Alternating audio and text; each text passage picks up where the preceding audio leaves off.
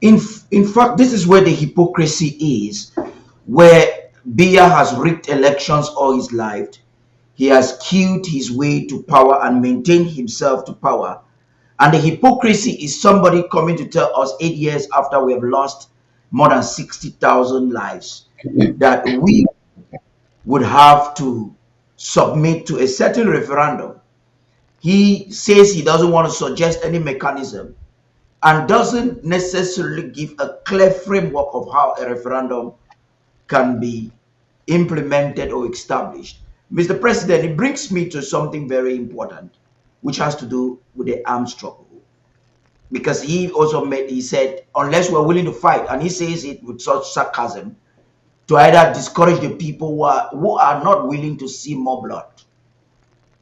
Do you think if everything goes sour, Amazonians should just depend on this military effort? And what are your plans for the days ahead? The revolution is in the spirit of the people. The armed struggle is just an expression, is one of the expression of that revolution, that revolt. To tell you that anyone, even those walking the streets who are doing buy and selling, who are locking down when we say lockdown, who sometimes we don't even say lockdown and they lock down. They say we want, we want, we know what we want. The revolution is in their spirit, so nobody can stop it. You cannot solve a political problem through the use of arms. That is the height of stupidity. It's just like you taking a gun and shooting a spirit and say, I'm trying to shoot the spirit of my ancestors. It is coming to disturb me. You take an AK and start shooting it. This is a spirit. It's in the heart of the people, right in the hearts of the children.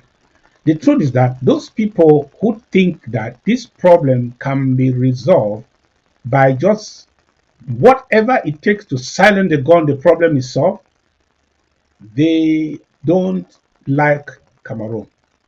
They don't like Amazonia. Probably they don't even care about Africa. Because when a medical doctor wants to look at the patient, he's trying to, it's not more much about the symptoms. The symptoms only lead him to the problem. And if he loves the patient, he will not just address the symptoms. He will want to address the root cause. And those people who are not careful about the root cause, and and if they think that somehow they can just kill us, and kill as many as they kill, then the problem, then when everywhere is look like quiet, it means the problem has been resolved. It means they don't care. Because in a matter like our own, every wave is stronger than the former. Every wave is stronger than the former. Go and ask those who were chasing the AAC1 and AAC2, who were holding and imprisoning people. And for a season, they said it was okay. They arrested leaders and threw them in prison, and many of our people died in prison. And that I'm sure they went back to Yaoundé and they said, we have dealt with them, we have killed enough of them. And then 2016 came, and they clamped down on everybody. That was another wave. And then they said, well, we will just put a blanket ban and arrest everybody and throw them all in prison. It was a wave. And then Kakuf was created and Sisiko came into power. They say, oh, if we can just get him and just go and gather all of them and throw them in jail and even kill them, it will be over. And they started popping champagnes. They said, only that decapitate, we have decapitated them. And then I came. And those people who think that it is all going to be solved one day, no, every wave is stronger than the previous. As far as you have not solved that inferno, as far as you have not solved that lava that is underneath, You don't want to look at it. You are shooting guns in the air and killing a few people here and there. It means you don't want to have a country. I said in 2018 that there are only two things. Either we will have Amazonia or there will be no La Republique as we know it.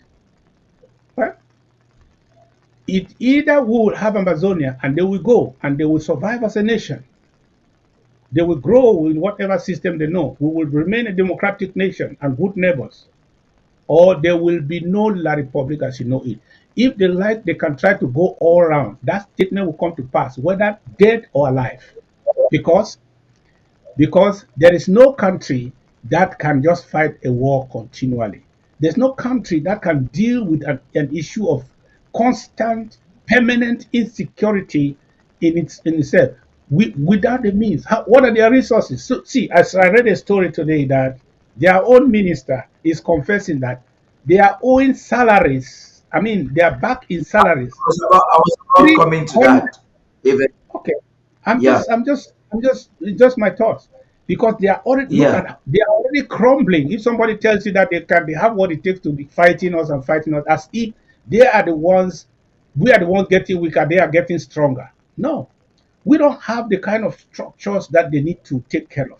We don't have yeah. the vast civil service and all the embassies included around the world and all the bills that they need to pay. They have a country to run.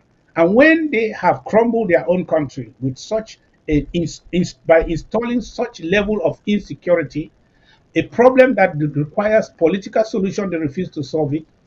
Then who do you think will go bankrupt first?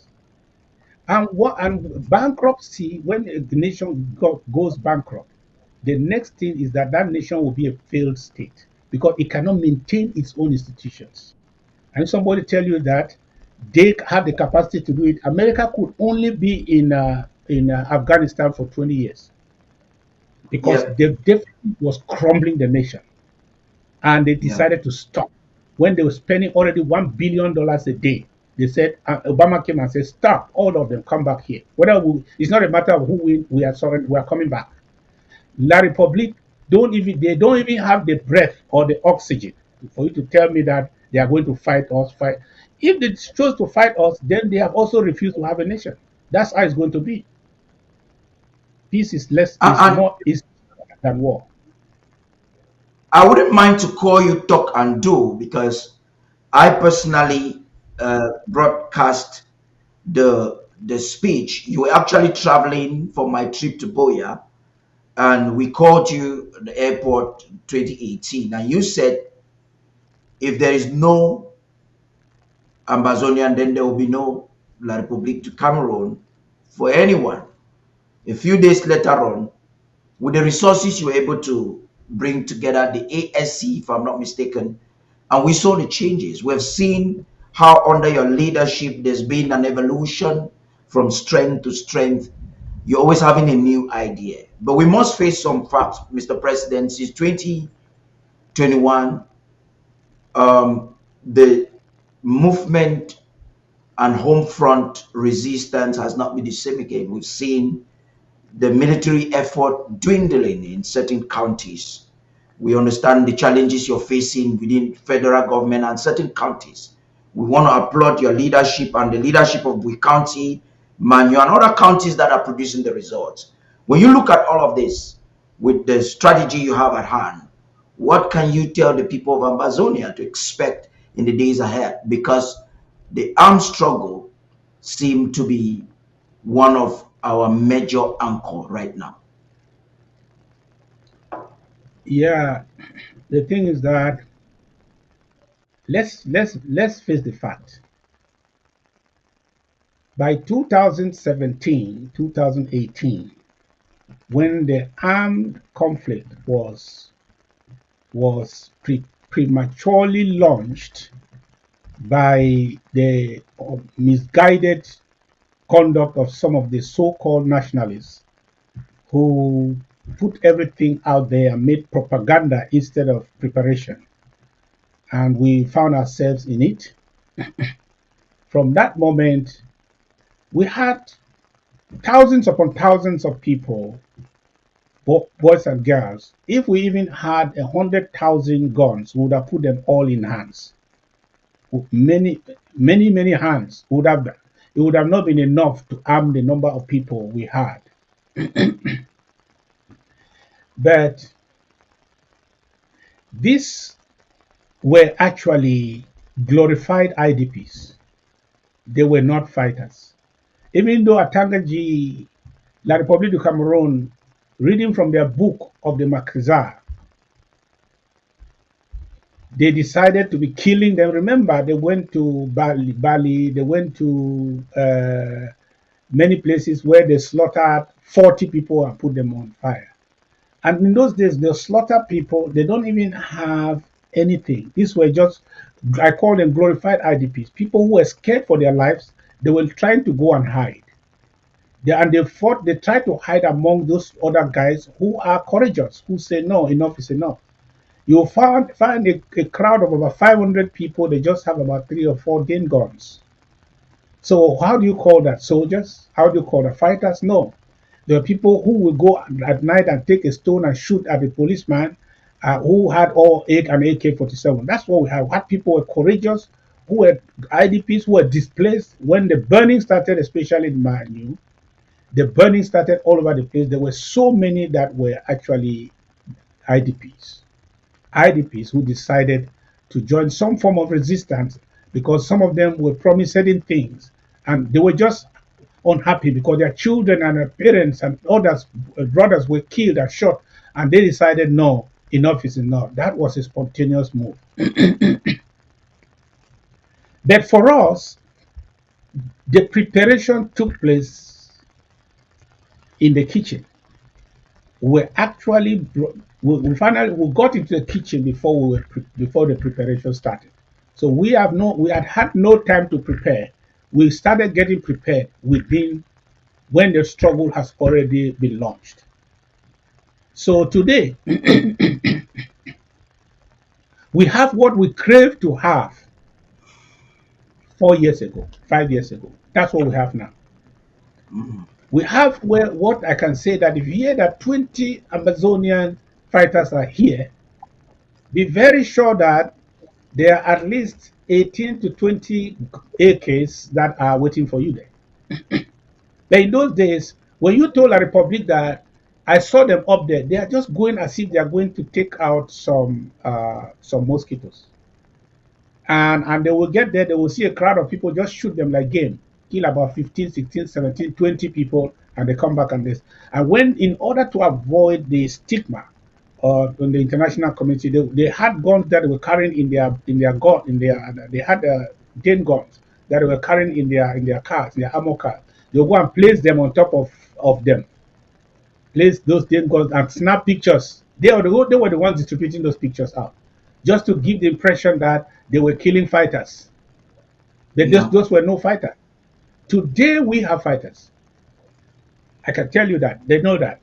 That is why if you tell them at random, I say I saw Amazonian fighters over there and they are coming this way.